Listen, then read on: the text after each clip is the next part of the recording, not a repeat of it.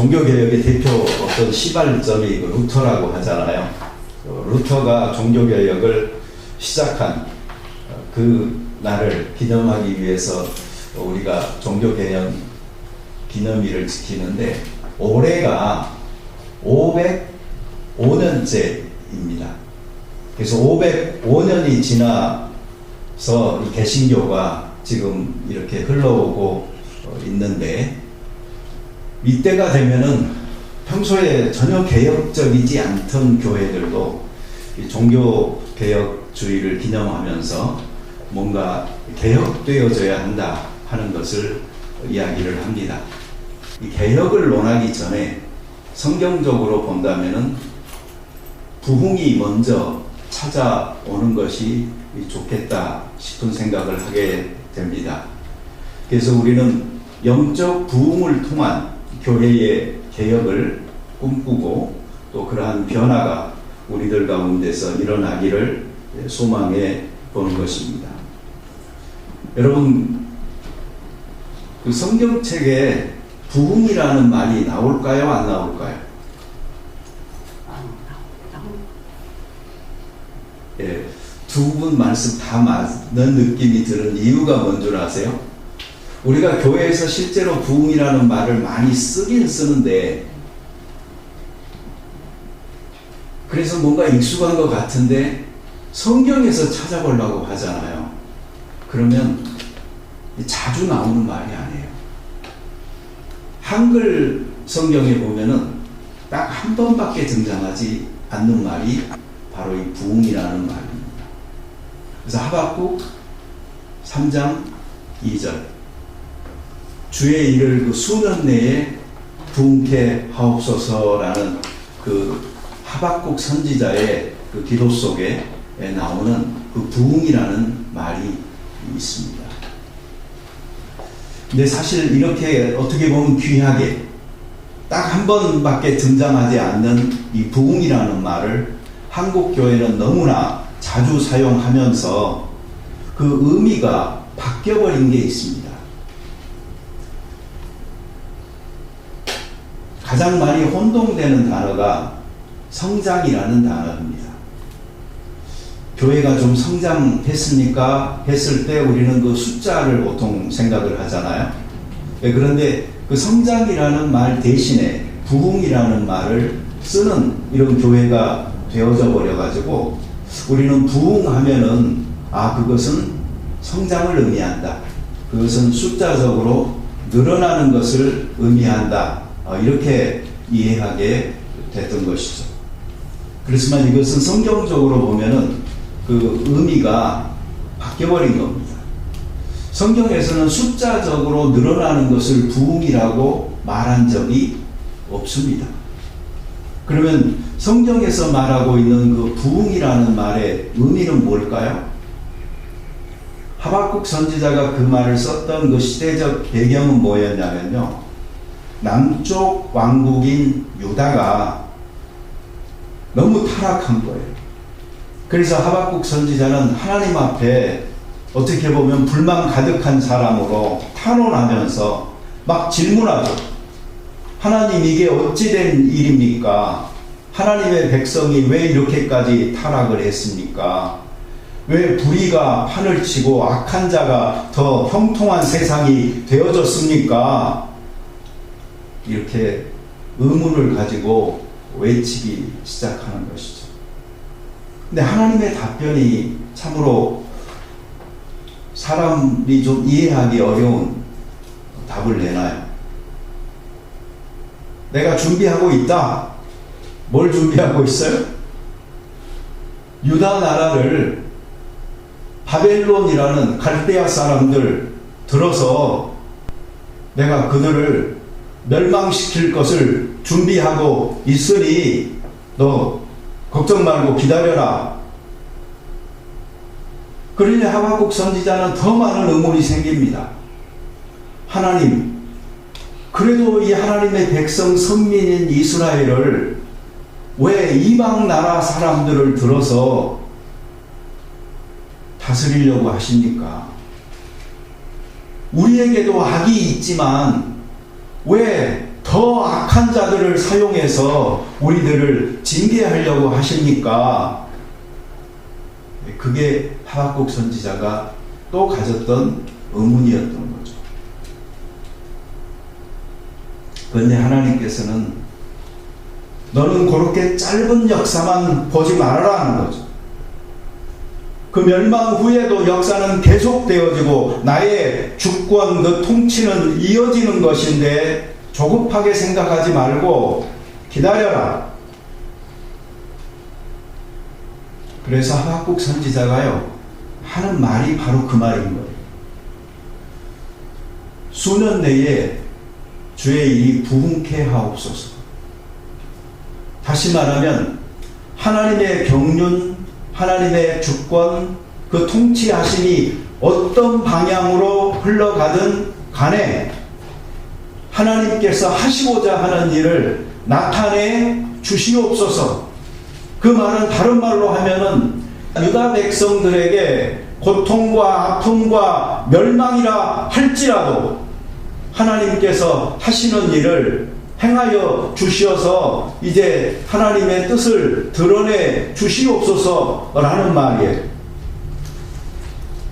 그래서 파괴하시고 건설하시는 이 하나님의 통치가 온 천하에 드러나게 해달라는 그 말이 바로 주의 일이 부흥케 해달라는 말인 것입니다. 이렇게 본다면 이 부흥이라는 말이요 결코 우리가 생각하는 어떤 행복과 안위라는 그 좋은 방향으로만이 아닌 것이죠. 실제로 성경에 보면은 이 카야라는 말이 원래 그 원어인데요. 죽음에서 생명으로 다시 살리는 것을 이 카야라고 했어요. 희망이 없던 사람에게 다시 희망을 줘서 새로 바라보게 하는 것을 카야라고 했어요. 제정신이 없이 황망해 하다가 다시 제정신으로 회복되어지는 것을 카야라고 했어요. 그래서 부흥케 해달라는 이 말은 어찌 보면 그 탕자를 생각나게 하는 것이죠. 아버지의 집을 떠나서 죄 가운데서 인생을 허비하면서 살던 그가 나중에는 자기 재산 다 없애고 돼지 치는 곳에 가서 쥐엄 열매로 자기 줄임배를 채우고 있던 중에 그가 그 자신이 되는 그 순간에 아버지의 집을 향하여 발걸음을 옮겼던 것처럼 그 변화에 회개의 그 순간 죽음이 아니고 생명을 찾아서 다시 회복되는 그 순간 하나님을 향하여 다시 돌아서는 그 순간 그러한 변화들이 바로 부흥인 것이고 그게 바로 카야인 것입니다. 이런 점에서 우리들 모두에게 이러한 영적인 놀라운 전환의 시간들이 찾아오기를 바라고 또 이러한 경험들이 우리를 하나님 앞으로 다시 돌아오게 만들어 축복 가운데 생명의 삶을 살아가는 놀라운 역사들이 있게 되기를 바랍니다. 근데 그 시작은 무엇이어야 될까요? 하나님의 말씀입니다. 하나님의 말씀을 여러분들이 받을 때에 그리고 그 말씀을 붙들고 살고자 원할 때에 그때에 생명의 역사는 말씀을 통하여 일어나는 것입니다. 이스라엘 백성들 뿐만 아니고 기나긴 기독교의 역사는 증명합니다. 영적 각성들은 하나님의 말씀을 통한 도전을 받아들이고 자기 삶을 기꺼이 수정하기를 원했던 사람들 그리고 자기 생명을 하나님 앞에 위탁하고 전적으로 헌신하여 살기를 원했던 소수의 각성한 기도하는 자들을 통하여서 일어났던 것을 우리가 알 수가 있는 것입니다. 오늘 여기 느헤미야에서도 전반부에서 보면은 느헤미야라는 그 정치적인 역할을 하는 사람이 일어나서 예루살렘을 재건하는 일을 지휘하면서 그 영적 부흥을 준비하고 있죠. 그리고 후반부에서는 이 학사 에스라가 지도하면서 이스라엘 백성들의 그 심령이 재건되는 이야기가 기록되고 있는 것입니다. 다시 말하면 자기들 삶의 보호막인 그 성벽을 쌓고 거기에 안주하는 것이 아니고 그 안에서 이루어질 진정한 일은 하나님의 영적인 백성으로서의 그 회복이 이루어져야 되는 것인데 거기에서 영적 부흥이 일어나게 되는 것입니다. 그런데 그들에게 그 모멘텀을 제공했던 것은 바로 하나님의 말씀이었던 것입니다.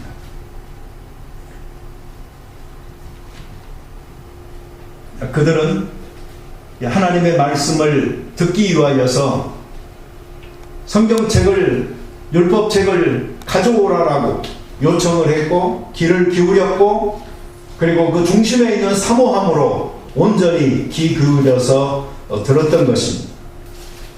그래서 느헤미야 8장 1절 2절을 보면은 모든 백성들이 일제히 수문앞 광장에 모여서 학사 에스라에게 여호와께서 이스라엘에게 명하신 모세의 율법책을 가져오기를 요청합니다. 여러분 누가 요청했어요? 백성들이 요청했어요. 학사 에스라가 갔다가 너희들은 들어야 된다고 해서 일방적으로 들려준 게 아니고 백성들이 성전에서 하나님의 율법책이 발견되어졌다는 이야기를 듣고 그 율법책을 우리에게 가져와서 들려주시오라고 이야기했던 것입니다. 오늘 우리들 각자에게 그리고 교회로서 전체에게 이 하나님의 말씀에 대한 갈망, 사모함이 있을 때에 그리고 거기에 하나님의 말씀이 들려졌을 때에 좋은 땅에 떨어지는 씨앗이 되어져서 자라고 열매를 맺게 되는 것입니다.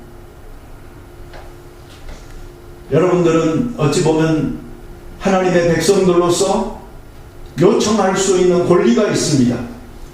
우리에게 철학적 강의나 도덕경의 읽어줌이 아니고 하나님의 말씀을 우리에게 들려주시오라고 요청할 수 있는 권리가 있는 것입니다.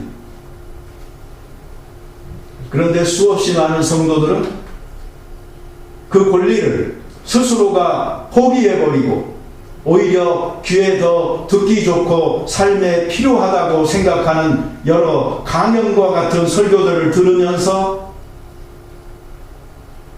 신앙생활을 하고 있는 것도 사실인 것입니다. 우리는 하나님의 말씀을 사모할 수 있어야 해요. 이 말씀을 잘 연구할 수 있어야 돼요. 그리고 그 말씀을 잘 전하여서 죽음에서 생명으로의 역사들이 일어날 수 있을 때에 바로 그것이 참된 부흥인 것입니다. 히브리서 4장 2절에도 그러나 그 들은 바 말씀이 저희에게 유익하지 못한 것은 듣는 자가 믿음을 화합치 아니함이라. 하나님의 말씀이 아무리 들려와서 우리의 귓가를 스치고 지금 이곳에 충만하게 지나간다 할지라도 유익은 우리에게 없이 넘어갈 수가 있는 것입니다. 여기 3절에 보면은 새벽부터 정오까지 적어도 6시간 동안을 그들은 서서 하나님의 말씀을 경청합니다. 13절에 보면 그 6시간이 부족해서 그들은 다시 모여서 그 말씀을 듣습니다. 이것은 갈망입니다. 이 말씀이 나를 살린다라는 타는 목마름을 가지고 말씀을 듣기 원했던 것입니다. 이들은 그렇게 진지했던 것입니다. 현실을 도움을 받을 수 있는 실천적 어떤 교훈이나 말이 아니었고, 자기의 갈급한 영혼의 목마름을 채울 수 있고, 자기들 가슴에 가장 빈 공간으로 비어있는 삶의 목적과 방향을 바로 제시해 줄 수 있는 하나님의 말씀에 갈급하여 정말 기갈하여 죽게 된 자기의 영혼들을 바라보면서 그 배고픔을 해결하고자 하나님의 말씀을 요청하여 채우고 있는 그들이었던 것입니다. 아모스 8장 11절 12절에 보면 주 여호와께서 가라사대 보라 날이 이를지라 내가 기근을 땅에 보내리니 양식이 없어 주림이 아니며 물이 없어 가람이 아니요 여호와의 말씀을 듣지 못한 기갈이라. 사람이 이 바다에서 저 바다까지 북에서 동까지 비틀거리며 여호와의 말씀을 구하려고 달려 왕래하되 얻지 못하나니. 영적인 기갈. 여러분, 홍수가 나면은 사방에 물이 천지인데 마실 물이 없어서 사람들이 고생하잖아. 그런 것처럼 오늘날 하나님의 말씀은 정말로 흥왕한 것 같은데 그 안에 마실 수 있는, 그래서 내게 유익이 되고 생명이 될 수 있는 하나님의 말씀은 부족하여서 사람들은 왕래하며 말씀을 찾는 모습이 보이지 않나요? 한번 우리 삶에서 중요한 것들을 세대별로 구별하여서 한번 생각을 해보시기 바랍니다. 10대와 20대는 학업이나 이성에 필이 꽂혀가지고 열심히 쫓아다니고 있고요. 30대와 40대 그리고 50대까지도 가족이나 직장, 사회적인 일에 매달려서 노예처럼 살고 있지 않나요? 30대 후반과 40대의 어떤 사람들은 현재의 자기 삶에 회의하고 의미를 찾으려고 하면서도 계속되는 무의미 속에 방황하고 있지는 않을까요? 50대, 60대는 인생 전체의 허무함의 그 흔적을 작은아마 발견하고 평생 자기가 추구해왔던 가치와 삶의 소중함이 무너져 내리는 것을 보면서 허탈하고 고통까지도 맛보고 있지 않나요? 너무 여러분들 긴장하시는 것 같아요. 그래서 그 옛날에 그런 이야기가 있었죠. 어떤 청년이 하나님 앞에 기도하는데 하나님 소원이 있다고 저 2가지만 들어달라고 그러면서 성공하고 싶다고, 그래서 돈 많이 벌고 싶다고, 그리고 자기에게 결혼하고 싶으니까 이쁜 여자 달라고 그러면서 2가지를 놓고 열심히 기도했대요. 그러니까 하나님이 정말로 2개 다 필요하냐고 그러니까 그렇다고 그러니까 하나님이 주신 게 뭐예요? 돈 여자를 줬대.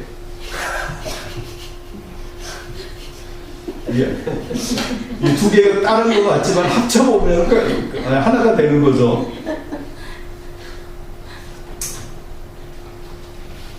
하나님의 말씀 속에서의 만족과 삶의 목적이 아니고 우리가 다른 것들을 추구하며 살아갈 때에 어쩌면 하나님께서는요 얼마나 실망하실까요? 넌 분명히 나의 자녀인데 나의 자녀답지 않게 살려고 무던히도 노력하는구나 라고 너의 가는 방향은 왜 나를 등지고 가고만 있느냐고 괴로워하지 않으실까요? 여기 보면은 이스라엘 백성들은요, 하나님의 말씀이 딱 펼쳐졌을 때 일제히 그 자리에서 일어나서 하나님의 말씀의 권위 앞에 반응한 5절에 학사 에스라가 모든 백성 위에 서서 저희 목전에 책을 펴니 책을 펼 때에 모든 백성이 일어서니 6절에 에스라가 광대하신 여호와를 송축하며 모든 백성이 손을 들고 아멘 아멘 하고 응답하여 몸을 굽혀 얼굴을 땅에 대고 여호와께 경배합니다. 여러분, 하나님의 말씀을 높이세요. 그리고 하나님의 말씀을 사랑하세요. 하나님을 경외하신다면 그분의 마음이 담겼고 그분의 뜻이 담겼고 우리를 위한 삶의 설계 계획도가 담겨져 있는 이 책을 가까이 하여 읽고 이 말씀 붙들고 살아보세요. 그것이 바로 하나님의 임재를 사모하면서 살아가는 삶이 될 것입니다.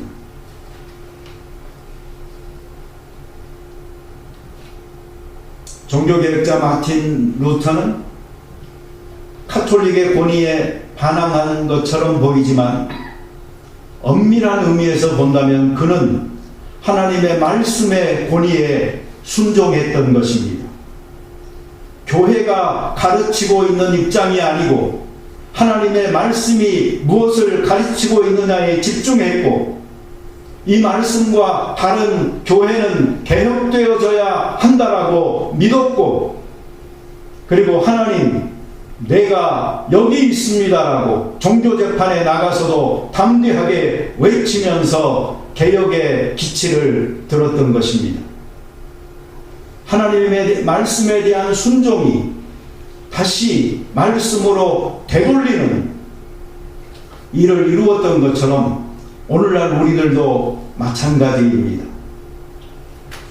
교회 생활을 이렇게 해오셨는데 여러분, 여기에 너무 매몰되지 마시기 바랍니다. 우리의 교회의 가르침이나 방향이나 여기에서 이루어지고 있는 일들이 하나님의 말씀에 어긋나는 것이고 잘못되어졌다라고 분명하게 목소리를 높이고 지적하고 그리고 돌이켜서 다시 말씀 앞으로 돌아갈 수 있는 교회가 건강한 교회인 것입니다. 그런 점에서 저는 여러분들이 저한테 반기를 좀 드시는 반역자들이 되어지기를 바랍니다. 말씀을 읽으세요. 그리고 그 말씀의 가르침을 가지고 우리 교회에 나아갈 방향을 이야기하고 꿈꾸는 교회가 되어졌으면 좋겠어요. 여러분, 이따가 우리 오후 시간에요, 한번 이런 토픽으로 이야기를 좀 해보게요. 내가 목회자라면, 내가 설교자라면 나는 이렇게 목회하고 이렇게 설교하겠다. 그런 문제를 가지고요, 각자가 자기 의견들을 서로 발표하고 나눠보는 시간을 갖도록 해보자고요. 그게 바로 하나님의 말씀을 우리가 각자가 깨닫고 그리고 말씀 속에서 이루어지는 여러 교회 활동들로 다시 집중한 그런 계기가 될 수 있게 되기를 바랍니다. 하나님의 말씀을 듣고 그들이 보인 반응은 세 가지입니다. 첫째는 그들은 지적으로 그 하나님의 말씀을 깨달았고요. 두 번째로는 정적으로 하나님의 말씀에 반응하여 울었습니다. 세 번째로는 의지적으로 그 하나님의 말씀이 가르치는 것에 순종했습니다. 이것은 신학적으로 회개가 무엇인가 하는 그 내용과 정확하게 부합되는 것이고, 자기가 잘못된 것이 무엇인지를 깨닫고 거기에 대하여 뉘우치고 그리고 돌아서서 자기의 행위를 고치는 것. 이것이 바로 이들 가운데서 말씀을 통하여 일어났던 것입니다. 다음 주 종교개혁 기념주의를 지키면서 우리 오후 시간에 몇 사람에게 심포지움을 할 수 있는 타스크를 주려고 합니다. 종교개혁의 배경이 무엇인지, 종교개혁의 그 핵심 내용은 무엇이었는지, 그리고 역사에 미친 영향은 무엇이었는지, 세 가지 유력한 자들이 우리들 가운데서 일어나서 이 한 가지씩을 가지고 일주일 동안 잘 준비하여서 다음 주에 우리 같이 발표하도록 그렇게 하겠습니다. 하고 싶은 마음이 벌써 생기시는 분들은 주제를 먼저 잘 정하여서 저기 다른 사람한테 뺏기지 않았으면 좋겠습니다. 개혁보다는 이 부흥을 통하여 이 개혁이 자연스럽게 이루어지는 교회가 될 수 있도록 우리가 하나님 아버지 앞에서 말씀의 권위를 높이고 그리고 그 말씀에 반응한 슬픔을 가지고 그리고 그것이 슬픔으로 끝나는 것이 아니고 여호와를 즐거워하는 것이 너희의 힘이니라 하는 말씀처럼 그것이 우리의 힘이 되어져서 삶의 개혁을 이끌어 새로움으로 그래서 바로 이 카야라는 말이 주는 죽음에서 생명으로 절망에서 희망으로 그리고 나 아닌 나에서 나된 나로 다시 돌아오는 놀라운 일들이 우리에게 있어서 종교개혁의 나름대로의 의미를 우리들 개개인의 삶과 교회 전체의 행동에서 찾을 수 있게 되기를 바랍니다. 우리 같이 기도 드리겠습니다. 자비로운 주님 감사합니다. 우리가 개혁을 외치는 목소리보다는 우리들 가운데서 영적 쇄신과 부흥을 요청하는 기도가 많아질 수 있도록 도와주시옵소서. 그래야 말씀을 생활 속으로 가져와서 깨닫고 뉘우치고 그리고 돌아서는 놀라운 회개의 과정들이 말씀에 대한 참된 반응으로 나타날 수 있도록 도와주시옵소서. 그래야 우리가 조금 고쳐보고 개선해보겠다는 시도나 인간적 노력이 아닌 하나님께서 우리들 가운데서 이루고자 하시는 일이 우리들 가운데서 나타내 보여지는 놀라운 진정한 부흥이 일어나게 도와주시옵소서. 예수님의 이름으로 기도드립니다. 아멘.